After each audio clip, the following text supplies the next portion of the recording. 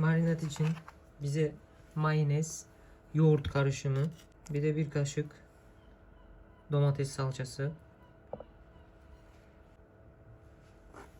baharatlar, tuz, kişniş, acı pul biber, kuru zencefil tozu, karabiber lazım olacak.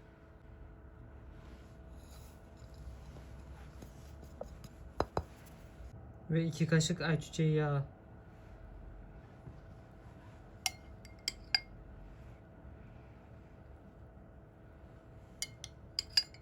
Ve en son sarımsak. Sarımsağı şöyle eziyoruz.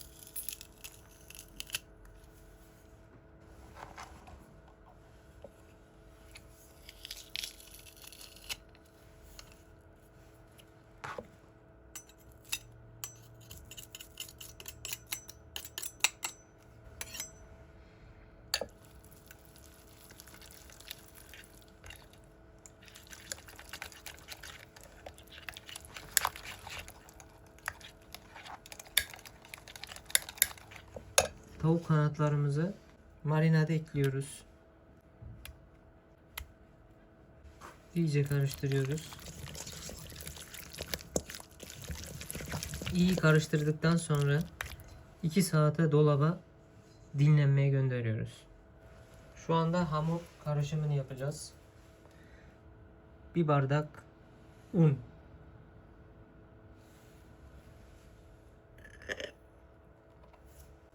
1 bardak mısır nişasta unu. 2 tane yumurta.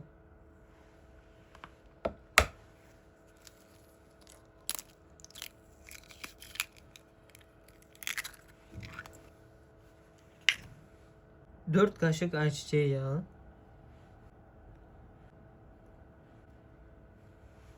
Tuz.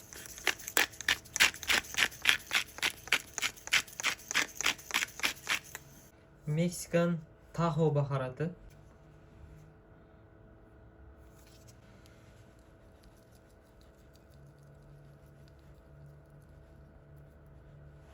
Ve şöyle karışım baharatlar. Burada kimyon var, karabiber var, kişniş. Ben açıklama kısmına yazacağım.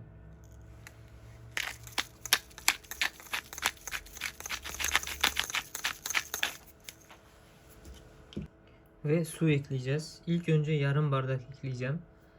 Kıvama göre yavaş yavaş ekleyeceğiz.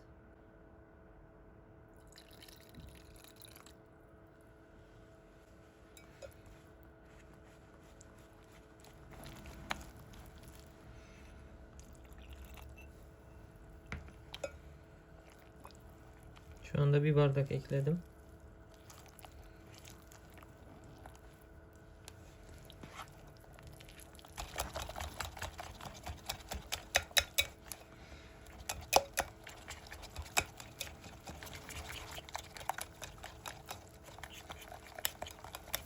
En son 1 çay kaşığı da kabartma tozu ekleyeceğiz.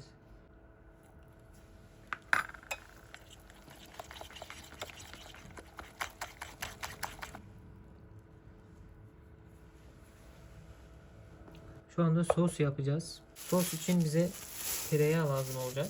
Tereyağı da kısık ateşte sadece eritmemiz lazım. Maydanoz.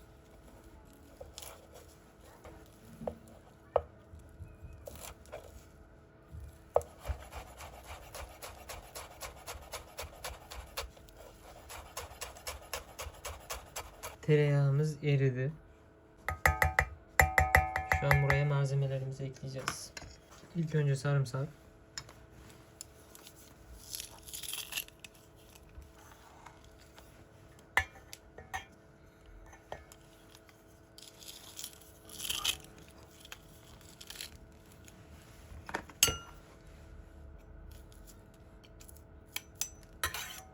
Tuz. Karabiber. Taco baharatı. Acı severler acı pul biber. ve maydanoz, limon,